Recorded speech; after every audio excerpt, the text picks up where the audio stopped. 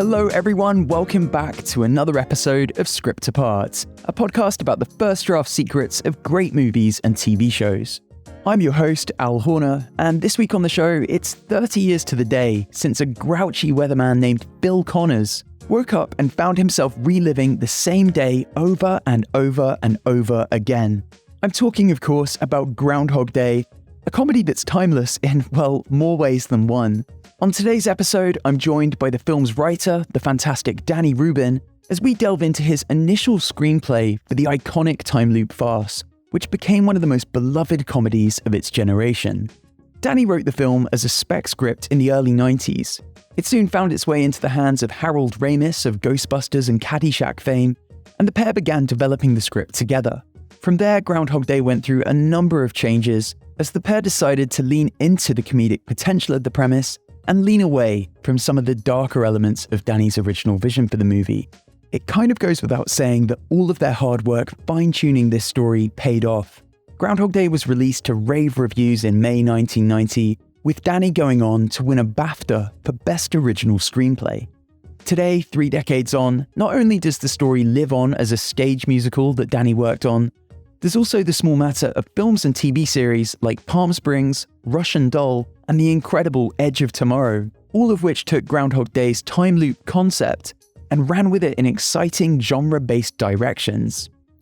In the conversation you're about to hear, Danny tells me how strange it was seeing Groundhog Day become this shorthand for whenever something's repetitive or on loop.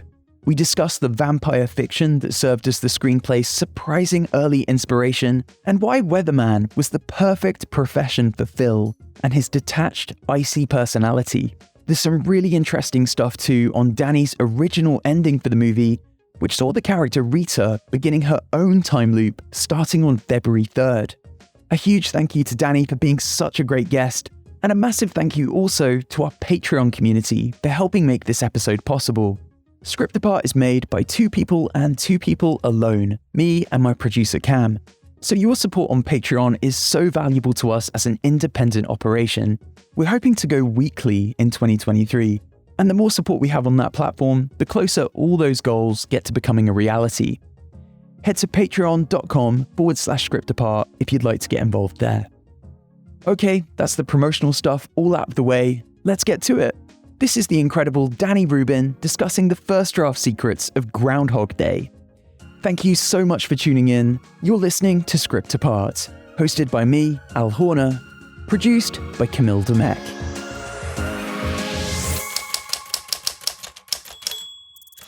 Okay, campers, rise and shine. I'm joined by Danny Rubin. Danny, how are you today? It's a pleasure to have you with us. Just wonderful, Al. Thanks for having me. So I hope you don't mind me sharing with listeners the fact that this conversation is actually a few years in the making. I first contacted you about coming on Script Apart in, I think it was late 2020. And you were incredibly friendly, incredibly gracious, but you had to politely decline because Groundhog Day having the place in our culture that it has, you're invited to talk about this movie a lot. And it sounds like you have to decline a lot of those invitations to ensure that you're not caught in a loop, similar to Groundhog Day itself, constantly reliving your time on this movie. How lovely a testament is that to the film's remarkable staying power, that that's a problem that you have to contend with 30 years on? Oh, it's not really a problem, but it is something that does come up every year. I'm delighted. I'm delighted that I haven't been forgotten yet. The dustbin of history isn't completely done with me. And what do you think it was on a story level, Danny, about Groundhog Day that kind of has helped earn that longevity? There are obviously kind of wonderful performances. It's really well directed. I could give you a long list of jokes that still kill me each time I watch it. But on like a thematic level, on a story level, do you think it kind of tapped into a frustration or a feeling, anything that had kind of gone, under-verbalized in our culture, and is that part of the response to this film and the fact that people keep returning to it? It seems to pass through different cultures. I know there was a time when the military seemed to feel like it's Groundhog Day in Iraq or Afghanistan. and the politics. Every time one of these political seasons comes up, or it's just one long season now, it feels to people like Groundhog Day. I think the movie gave name to a feeling that people have had for a long time. We just hadn't had a way of expressing it before, or not a common way of expressing it. And this phenomenon of feeling stuck in some kind of a repeating pattern is a very common human feeling. It's just there just hasn't been a movie, a popular culture thing that has brought it forward and given it a name. So now people have a way of referring to that. Yeah, that's such an interesting point. That there really aren't many movies that have influenced our vocabulary and entered the English language as an idiom, the way that Groundhog Day has. Mhm. I was trying to think of the others, and I guess like Sophie's Choice is one that's become like a shorthand for whenever anyone's facing an impossible decision. I mean, I literally heard someone in a cafe use Groundhog Day the other week while complaining about their work, being the same shit over and over again.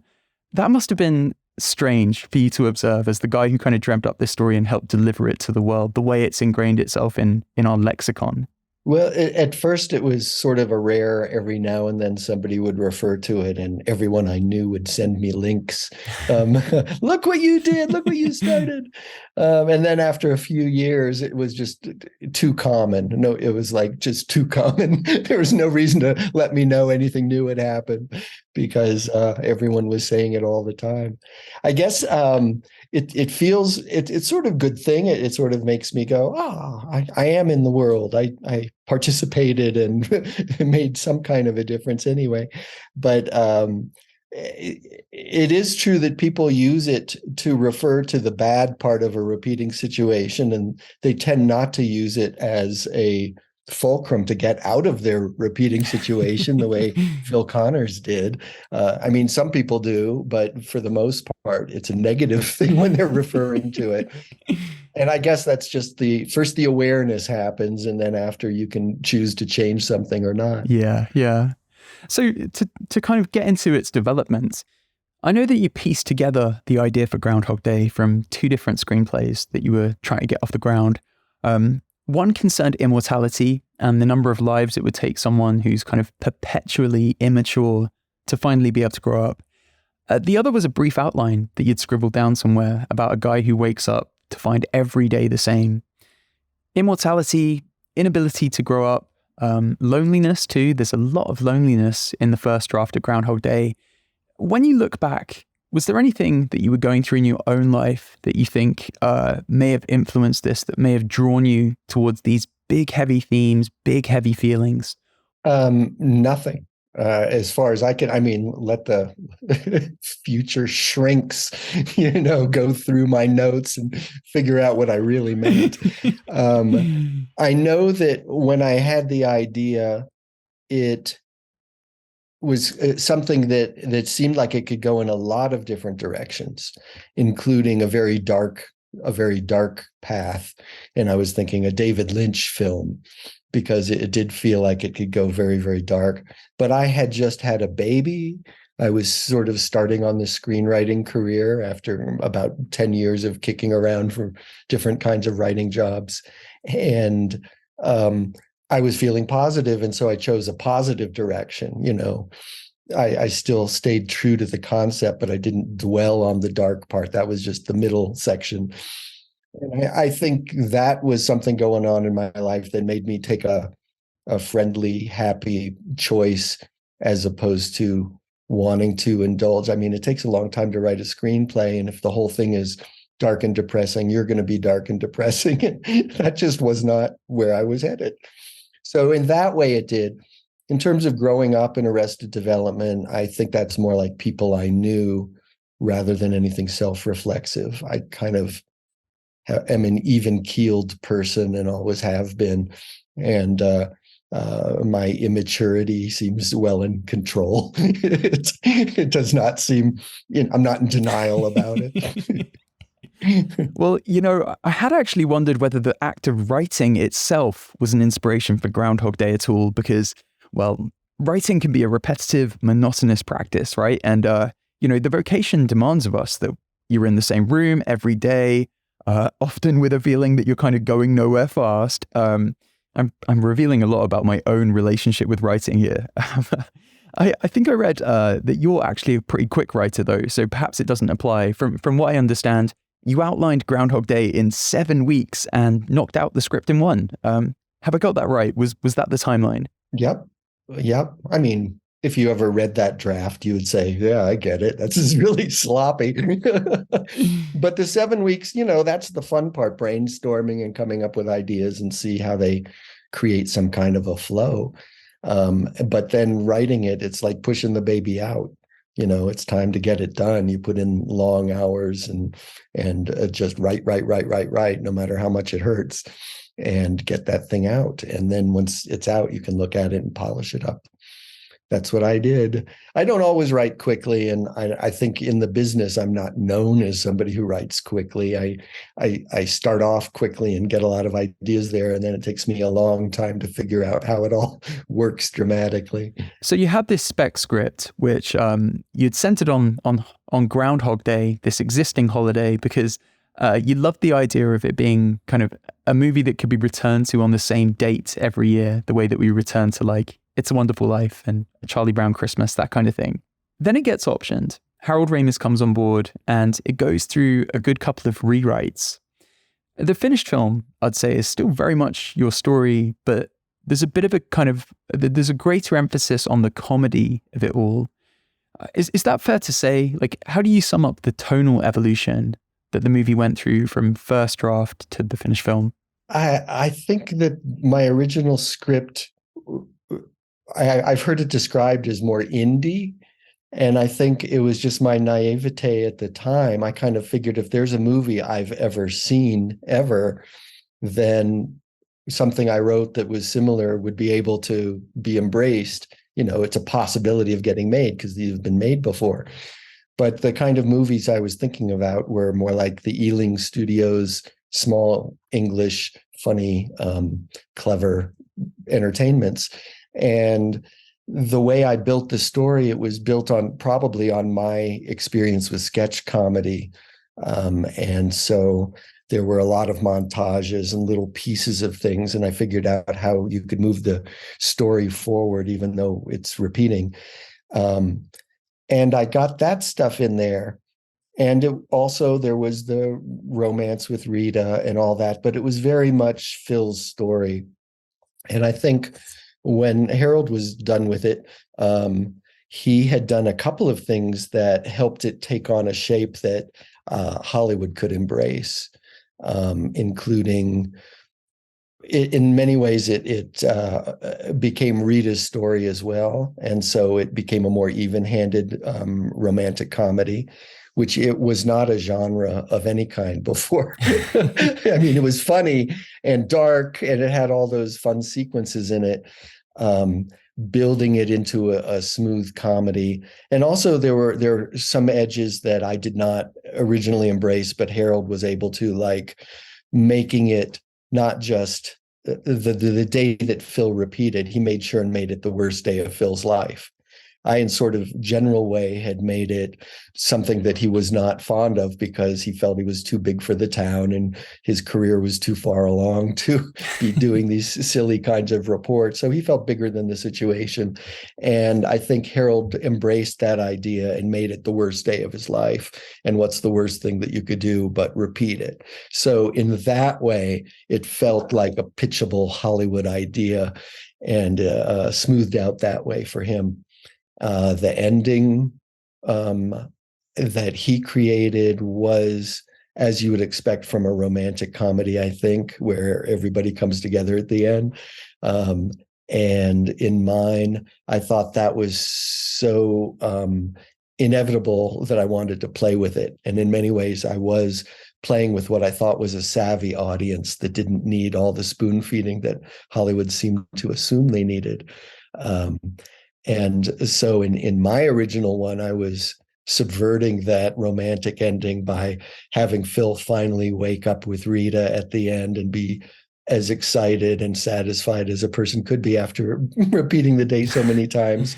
But then it turns out that Rita is repeating February 3rd, and she sort of feels stuck with him, and so that they're at a different place in their lives. And it was really just a clever little haha, you thought you got me, understood me, but I fooled you again. And it was that kind of entertainment.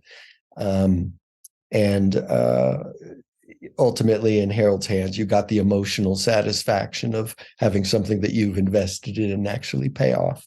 So yeah, there were a lot of very good decisions that happened after I was done with it.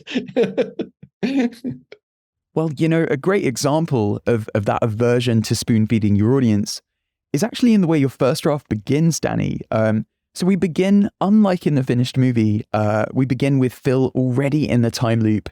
We see him punching Ned, we see him acting really erratically, and we don't really understand why. It's such a note of intrigue to begin the story on. It's a good few pages in before you explain via voiceover what's happening, why this character is behaving in such a strange way. Why was that your original starting point? And can you remember how it came to change? Like, was it deemed more digestible for audiences to kind of experience this phenomenon with Phil as it happens to him for the first time? I guess like time loop movies weren't a thing prior to this one. So a movie like Palm Springs, which of course does begin already in the loop, they can afford to begin that way, I guess, because audiences already have the shorthand of what a time loop is. Back then, you needed to explain that to filmgoers, I suppose. Well, the way I approached it, as I recall, I mean, you could have asked me 30 years ago, Al, but so I might be making this up, but I didn't, I felt like the time loop stuff was the fun. All the different things that you could repeat was the fun of the movie. And I didn't want to spend the entire first act setting up what we already know. Here's Phil, he's a despicable character. Here's Rita, she's a nice person, and you sort of go through the motions of just establishing who they are. I kind of thought that was unnecessary. And I thought a sophisticated audience would be intrigued by opening the first act with him already repeating it, and it isn't till the end of the first act that we get it. We understand why he knows, why he slugs that guy, and why he knows what people on the radio are saying and how he knows things. And I used the voiceover as kind of a gentle help to the audience so that they didn't get lost. When I first met with Harold, we talked about getting rid of the voiceover. And if you get rid of the voiceover, which I was fine with, you need things to be a little bit clearer. And I also was trying to avoid the reason that he got into the time loop. I thought it was, I sat down when I first came up with the idea and I thought, okay, how does he get into the time loop? And I just started writing things down. And, a black hole, some space anomaly, a magical clock, Harold's contribution, the gypsy curse, all these things were just brainstorming. And while I was doing it, I was like, this is so arbitrary. It so doesn't matter. Maybe this isn't the point. The point isn't that he wronged the wrong person. He has to fix it. The problem is he's alive and he's stuck with this day and he's got to deal with it regardless of how he got there. And if he's spending the whole time trying to undo what was done, that takes away from the fun stuff of the movie, which is living. That's the part of the movie where you said there were two ideas, and one of them was a guy repeating the day, and the other one was a person living long enough to perhaps longer than one lifetime as a way of finally growing up. Maybe some people just don't have enough time. So in order for it to be about a man's life and how he deals with the fact that he's stuck day after day, a delicious existential story, I didn't want it to turn into a Saturday afternoon forgettable Hollywood story where it's all about undoing the curse or fixing the clock or finding the scientist or reversing the black hole. And I was thinking that if we started after it already began, then we didn't have to have the explanation. But Harold kept every draft, he kept moving it closer and closer to the TV station in Pittsburgh before they leave on the adventure. And eventually you just jumped over how it happened. And that was a battle with the studio. The studio, of Mm. course, wanted an explanation. Harold seemed to have my back on wanting to keep that out of there. And at some point, I just suggested, just some fast moving clouds, and kept talking about the blizzard thing. And if people want to think that's the magical element, let them. Yeah, I'd say there's definitely kind of a moral explanation to why Phil is caught in this time loop. This is a movie about arguably a cold man who opposes small town values, and he has to learn to appreciate those values. It's only once he learns a certain humility and the importance of human connection that he's able to break the loop. That's the arc that Phil has to go on in this story. I guess that brings us quite nicely to Phil and the character of Phil. One thing I've always wondered about in regard to this story is why he's a weatherman. Like, obviously, there's a narrative reason to give him that profession. It's what gets him to the town. But it occurred to me in kind of revisiting the film ahead of this conversation that it's also a job that has a sheen of importance to it without too much importance. Like, he's on TV, but it's not like he's a serious news reporter, and there's a slight perceived triviality to the role of a weatherman, which must be kind of torturous for a guy who thinks everything is beneath him and craves a certain big shot status. Was that all by design? Like, how early on did you realize that weatherman was the perfect job for Phil? A lot of the ideas just fell into place quickly once I chose February 2nd. I knew that whatever happened to Phil, he needed to be in a small town where you could feel claustrophobic and it gets old quickly. If he had been stuck in New York City, he could live many lifetimes within 8 blocks and have a fine life. But when I picked February 2nd and I was just trying it out, I remembered the ceremony that takes place there as a small town ceremony. And I figured he came from out of town. He's not from there. So who would come to the ceremony watching a groundhog see or not see his shadow? And my first thought was and actually in the first draft, it really was a local news person, just somebody covering local news stories. It could have been a bake-off or, some silly, not important activity that, again, he feels is beneath him. And I think Harold just started saying weatherman and saw him as a weatherman. And that brought in all the wonderful resonances of having somebody who supposedly can predict what's going to happen and gets it very, very, very wrong. So I went with the weatherman thing and it made sense, but it could have been a local news guy too. Can you remember how it came to be that the script went from having these kind of moments where Phil attempts to almost outrun the loop? He travels a little bit. I think, yeah, he at one point hops on a flight and goes to see his mother, I believe. How did you end up establishing the idea of the blizzard wrecking not just their route out of town, but also taking down the long distant phone lines? Like, the sense of isolation these additions create kind of really cranks up the sense of frustration and the sense of being trapped with Phil in a place and with people that he looks down upon. It's kind of another sort of addition to the torture for him.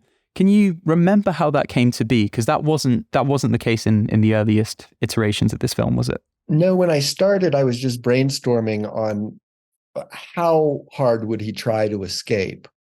And I would just ask myself that question. There's a period of time where he just wants to get out of town, and maybe he thinks whatever's going on is because he's in town and he just needs to leave. But between the blizzard thing and just a lot of coincidences, he would steal a truck and drive until the blizzard stopped him, and then he'd unload the truck where he had put some snowmobiles, and he'd drive the snowmobiles. And at some point he actually made it to the airport, and there was an airplane and he was able to get on it, and he has to teach himself to fly, so there's an awful lot of crashing of the airplane over and over and over and over again. And he finally gets it together and gets back to his home in Pittsburgh, and he goes to visit his mom because he's lonely. And the first thing she does is start into things that she says to him that she says every single time he visits. How come you haven't gotten a new job? Hey, don't get your feet on the sofa, blah, blah, blah. And it's like listening to these repetitions in your own life and your family life. I thought that was useful. And there were a few things like that. What became clear is we needed some clear rules, and we didn't need people to be thinking, wait, if the rule is this, then it's that. And it was just from draft after draft when I was working with Harold that we started saying, okay, let's say he can't leave town. Whatever he's doing is stuck here. And that helped just sort of keep everything contained. I think it just happened like that. Nobody predicted what would work or what wouldn't. We just kept trying things. You talked earlier about, really working with Harold to make this the worst day ever for Phil. If he's going to have to relive one day over and over again, let's make it as bad as it can be. A few of the things that kind of make up the structure of this day that we're going to see repeated over and over, a few of them are in the early draft. Like Needle-Nosed Ned, for example, he's in the first draft, right down to his annoying bing sound that he makes. How did you decide on the ingredients of the day that Phil was going to be forced to relive? And at what point did each of them enter the fray? You know, the conversation with the woman at the hotel who asked about the weather, the puddle that Phil keeps stepping into, all that stuff. Again, a lot of that was trial and error, just what fit, because you can put in whatever is the most entertaining. I had actually had an experience with an insurance salesman where after I had finally decided the meeting was over, he was still talking to me and I couldn't get him to shake off my finger, and walked out to the car, and he followed me out to the car still talking, and I sat in my car and he was still talking to me, and I closed the door and he was still talking to me, and I slowly started rolling up the window because he was still talking to me, and I was thinking, that's the guy who you would not want to be stuck in a small town with. And so that's where that character came from. I had told Harold, as he was trying to get inside my head and how I constructed this thing, I told him that it was similar, the way I thought of it, to Kubler-Ross's Stages of Death and Dying. Not in a literal way, although you could make an argument, but that Phil would go through a bunch of stages. I remember I was thinking of the Vampire Lestat and the Anne Rice books, and which was one of the things that got me thinking about this. And I was thinking, these people, they're just like real humans, only they're vampires. A few of the rules are different, like the blood eating and not going out in the day and being able to live forever. And I was thinking, well, if you could live forever, you'd probably go through several years where you loved being one kind of person, living on the town parties all night. And after a while, you get bored with it and you just want people to leave you alone, and you go off by yourself for another 20 years. And then, and it would go like that. And so I figured that Phil was going in stages of dealing with what he was going to do with his life, what his life consisted of. And that helped you be able to feed in what happened where, which things were bothering Phil and how he dealt with those as he went along. So mostly it was just front-loaded misery. And then we saw how he would slowly start having to avoid that, or how those things would start to drive him crazy. The structure of the film that you mentioned there with these stages, it's so fascinating. Phil at first is obviously confused, then exasperated by the situation. Then he leans into nihilism and kind of reckless abandon, as you say, like partying like there's no tomorrow, because obviously for him, there isn't. But then that kind of gives way to a kind of type of grief and a desperation for escape, which leads him to, suicide many times. And it's played for laughs, but it's also, there's a real dark underlying to that. I do want to point out that when we did the musical, Tim Minchin did an amazing rework of that scene as a musical. He wrote a song called Hope, and it's a very, very passionate, heartfelt song about, if it didn't work yesterday, you've got to hold on to hope and hope that it works out tomorrow. That's what keeps you going. but the whole thing is in reference to committing suicide. Hey, if you tried to electrocute yourself today, don't give up hope. You can always hang yourself tomorrow. So it's super dark and yet very funny, and it really captures that moment well. Anyway, a little aside there. Yeah. Well, it didn't surprise me at all to find out that stuff was all influenced by Kind Hearts and Coronets, which, yeah. I love that film. Oh, so good. Did you have any pushback at all, though, from the studio on these darker elements? I can imagine, again, we talked about how like they saw this as Hollywood entertainment. Did you have any pushback to the number of suicides and the sort of darker elements of this? I'll have to say I was not privy to any of that. Either if those conversations happened, nobody asked me to do anything about it. I have a feeling that our executive at Sony was excellent and had our back and kept trying to get things through. So she was an advocate, and that was helpful. I don't recall them pushing back on that one. They did push back on how long he was in the time loop, where in my mind, it had to be at least one lifetime. And in their mind, it couldn't be more than 2 weeks.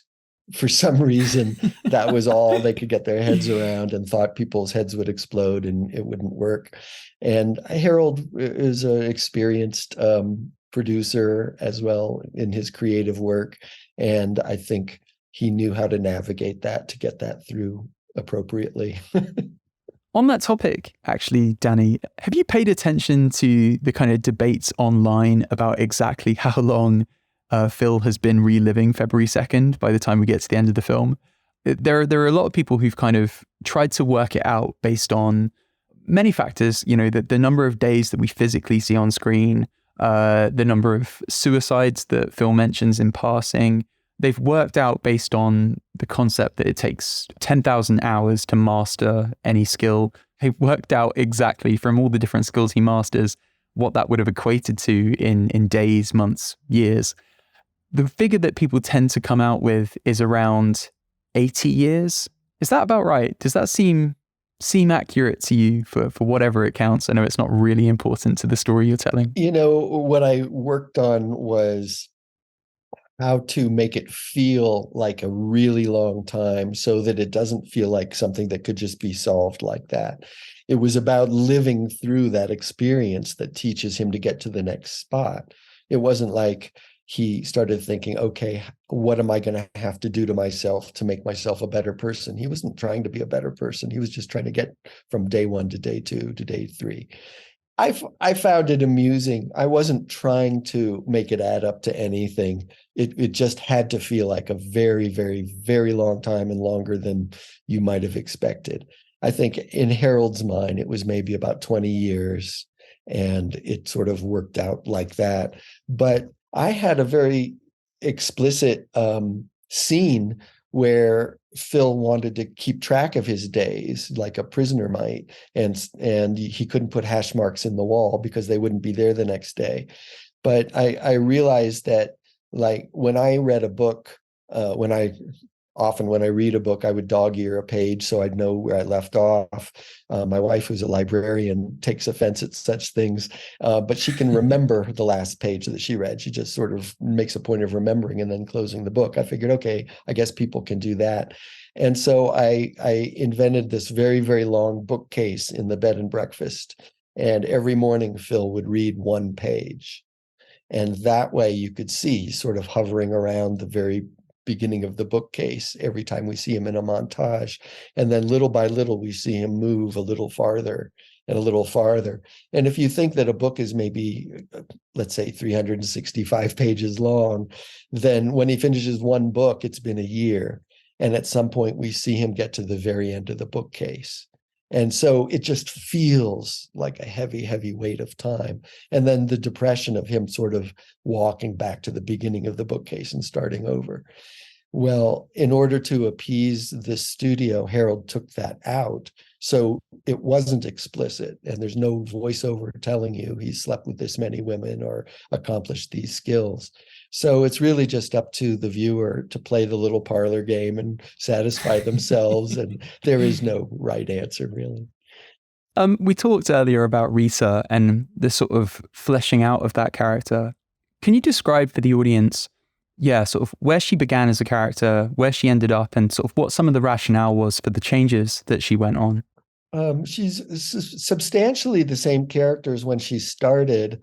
I wanted her to be an independent thinker, a professional woman, which doesn't seem like such a big deal now, but even in 1992 or whenever I was writing it, it made sense to lean into that to make a point.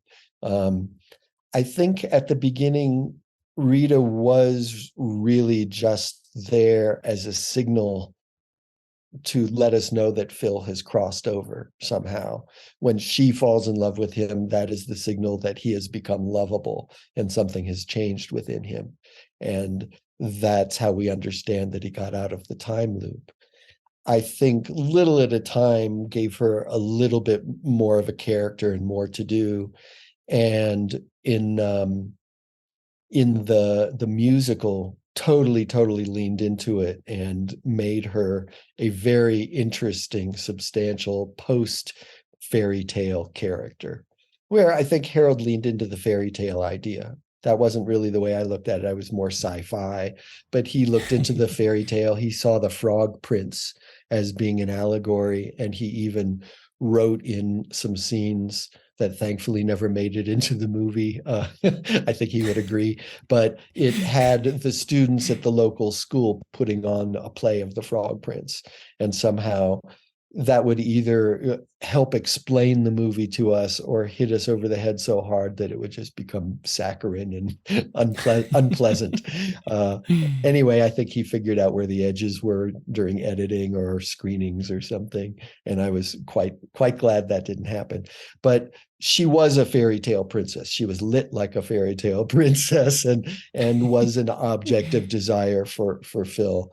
And in the musical, we go past that and have a character who perhaps grew up thinking that she was going to be a fairy tale princess, but found out that men really weren't worth it. And it was a more nuanced position.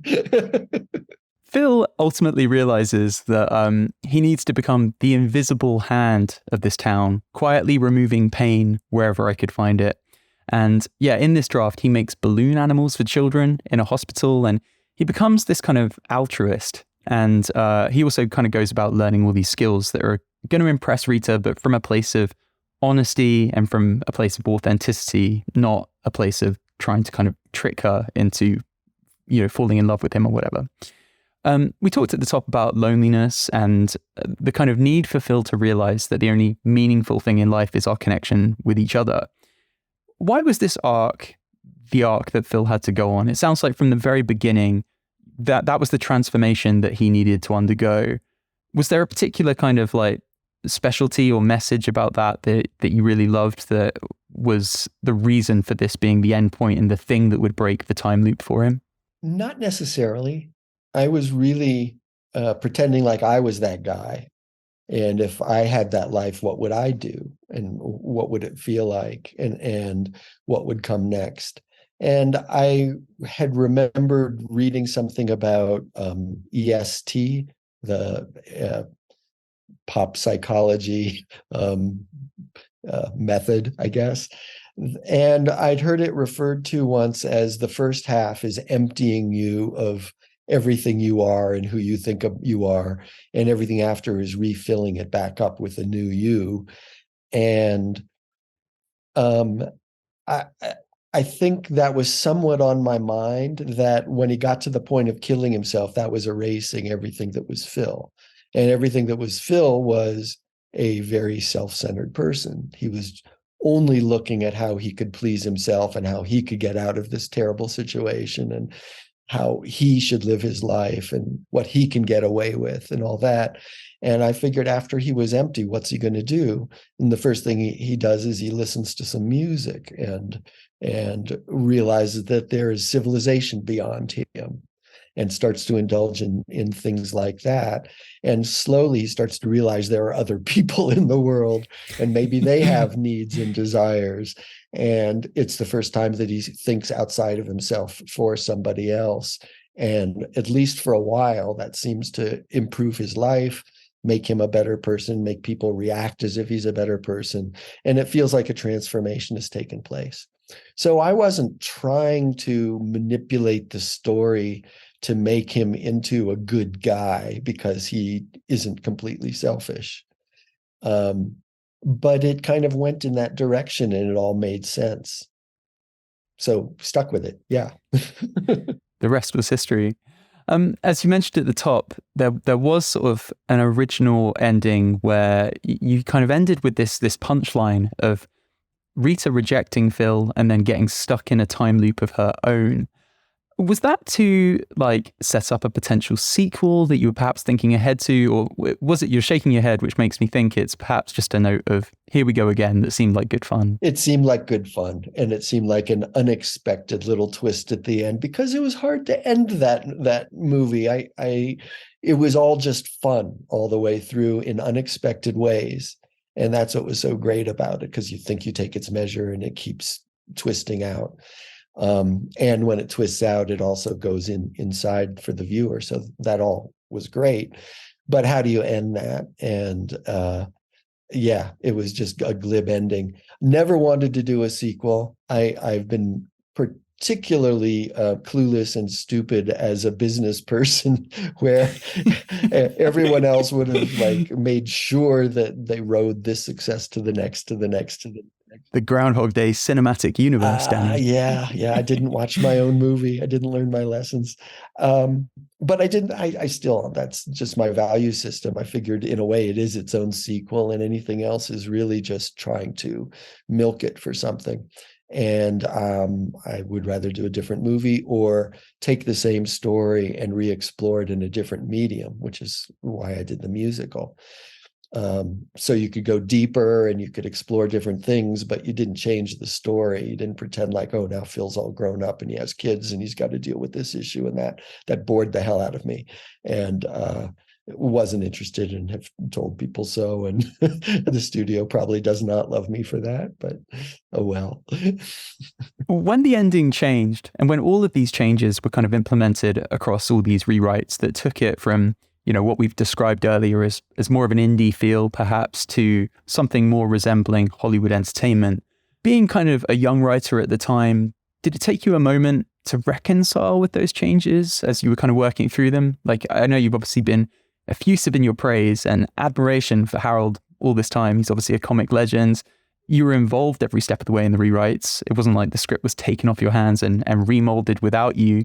Did you have to kind of trust in Harold that these changes were all okay and that this was part of the development of the piece? I guess I didn't have any choice. It's just sort of the way things worked. Everybody was very friendly and kindly towards me, but ultimately Harold had to make a Harold Ramis movie. There were things about a Harold Ramis movie that I was actually afraid of. I was afraid that it would become an adolescent Animal House. I was afraid that the really, really good, smart ideas that were in there would get thrown aside in order to just exploit something that he and the studio were both very familiar with. And I think he was sort of struggling at the time between wanting to do something really breakout, original, and wanting to do what he knew how to do. And so, yeah, I was actually very anxious that it would, this is my first big movie. It was a chance to really shine and show off, and I didn't want him to mess it up. It was very, very arrogant point of view. I mean, I should have been going, oh my God, I'm working with Harold Ramis. Oh my God, I'm working with Bill Murray. I'm the luckiest guy who ever was. And I did feel that way. I really did. But at the same time, I was like, what are they going to do? I felt like I had to protect the things that I liked about the script and not let them become easy Hollywood. So I was kind of nervous about it up until people started reacting to the movie, really. Even on opening night, I was like, he did Harold Ramis it, because, for instance, I didn't want to turn the town of Punxsutawney into a joke. I wanted everybody to go through this as if it were a real thing. And Harold had to make it a little bit more arch in order to make it the worst day of Phil's life. The characters had to live up to his very low expectations of how simple-minded they would be, etc. And I originally just saw that as exploiting these poor people to real town and turning them into comic things. But after a while, I kind of understood what Harold was doing, and that made the drama that much richer and deeper. And, a lot of it I came to appreciate as seen through other people's eyes, how they were able to understand the movie. I was like, oh, they got what I wanted out of it. So I guess Harold did a great job. And the fact that it's been around for so long is testament to that. It's basically impossible to imagine, in the cinematic form of the story anyways, Phil, kind of this character being played by anyone but Bill Murray. Like, it's clear that kind of once you had him on board, you really lent into his talents and his delivery. There are multiple lines in this that just seem kind of laser crafted to his particular dryness. The one that always kind of stands out for me is after the car chase, when the officers come over to arrest him, and he winds down the window and says, 3 cheeseburgers, 2 large fries, as if he's at a drive-through. Prior to him coming on board, though, Danny, I understand that you had envisioned the character as like a young Jimmy Stewart type. I also understand that Tom Hanks was someone that you thought could be an early candidate for the type of actor who could fill the role. Obviously, it all shook out pretty well with Bill in the end, but what do you think the Hanks version of this film would have looked like? Do you think a Hanks Groundhog Day could have worked? Well, Hanks actually said after the movie came out, he said, I was right to turn it down. And the reason, he said, is because he has a reputation for being a good guy. People see him that way.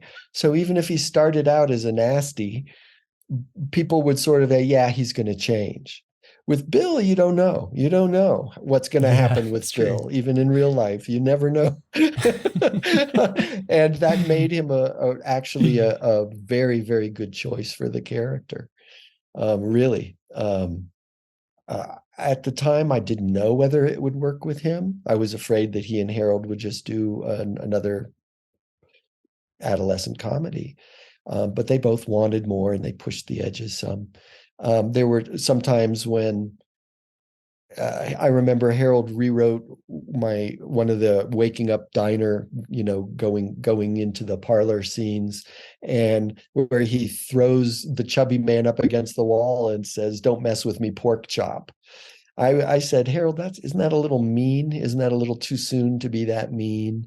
And he said, Bill can do it. Bill can be as nasty as he wants to be, and we still like him. He gets away with it. So his ability and knowledge of working with Bill was very, very useful in getting the right tone.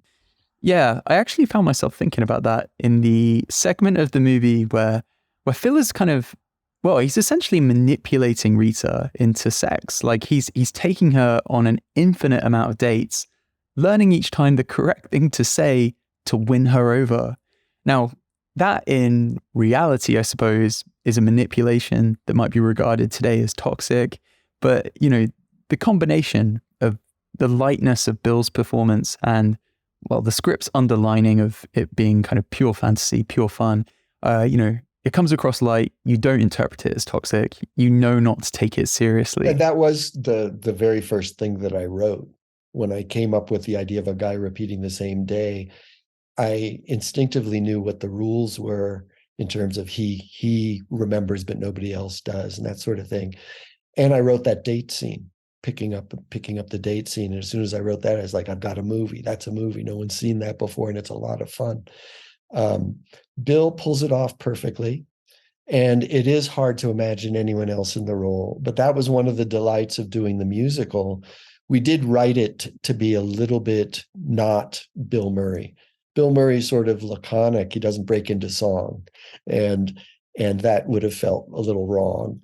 But also people bring their Bill Murray expectations to a Groundhog Day show of any kind.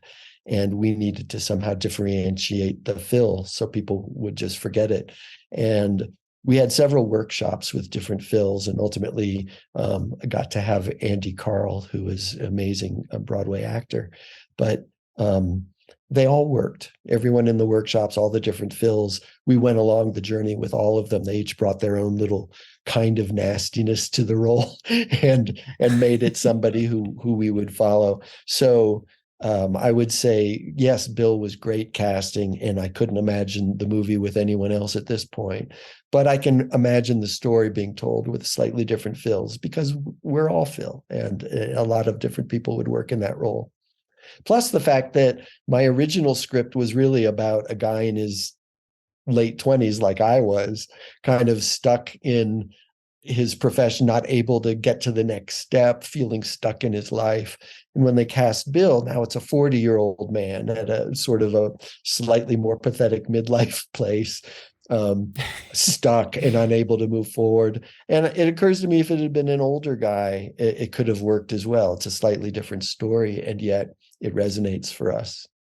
The genre that it spawned, this sort of micro genre of time loop movies is pretty astonishing. And, it includes some of my favorite movies of recent decades. Edge of Tomorrow, for example, is an action film I adore, and I don't know that it would have existed without Groundhog Day. When you look at the storytellers who've taken the torch, they've taken the baton from you and Groundhog Day, what are some of your favorites? Like, which of the films do you look at as being kind of influenced by Groundhog Day in that same kind of time loop setting? Yeah. I'm not going to name names, although I will say, I will name Palm Springs. Is that what it's called? I'll name it if that's what it's called. Palm Springs. I had imagined, I never wanted to do a sequel, but when I thought about it, I did come up with what idea I would do. This was like 20 years ago. But the idea was to have a couple going through Groundhog Day. And if it's a couple, instead of one person, now you have a really good metaphor for relationships. Imagine a couple that's been together for years. They don't all grow at the same rate. They don't all change at the same rate. And it makes for an interesting dynamic. And Palm Springs was the first one that showed more than one person going through the loop at the same time, and what that did to their relationship in a way. So that's what I'll say about that. Other than that, as I said, when I first came up with the idea, I knew there were a lot of kinds of movies that could be made out of it, and I chose mine. And kind of, since I knew I wasn't going to go back to the well and do it again, I'm delighted that somebody else picked up the ball, everybody, that it became a new way of telling a story that they could find an angle on that would be interesting.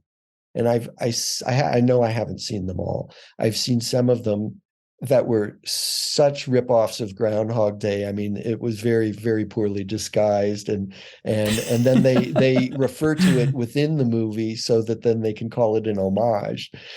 But many more people, like Edge of Tomorrow, which also bore a lot in common with a video game, and the idea of getting to the next level after you failed at the first one over and over again.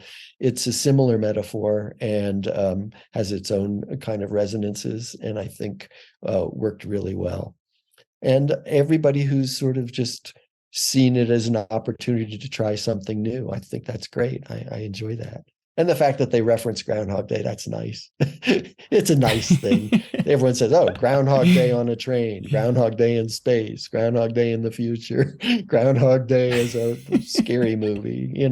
All these things that's fun. It's fun for me. Well, as I say, Danny, it's such a special film, and I'm so glad we've been able to make this happen. It's been 2 years in the making, as I mentioned. What do you say, just finally, to kind of wrap this conversation up?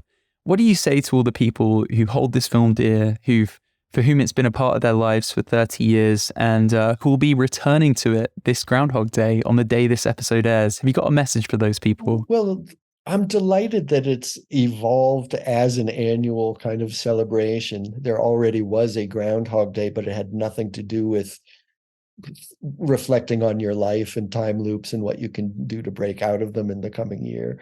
But it's been around so long, people get confused. They forget that that's not part of the original holiday. It's fine with me. I love that. It's a very sort of unencumbered, be as silly as you want in the middle of winter, gather with friends and do something goofy. I mean, all of that is a very good lesson of how to live a good life. So I'm pleased to be in any way associated with that. Well, that's a beautiful note to end things on. Danny, thanks so much for your time today. Congrats again on the 30th anniversary of this film. And it's been a delight chatting with you. Thanks, Al. Happy Groundhog Day. Happy Groundhog Day, Danny.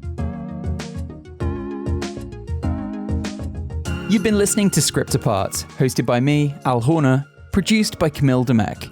Thanks for tuning in. We'll see you next time.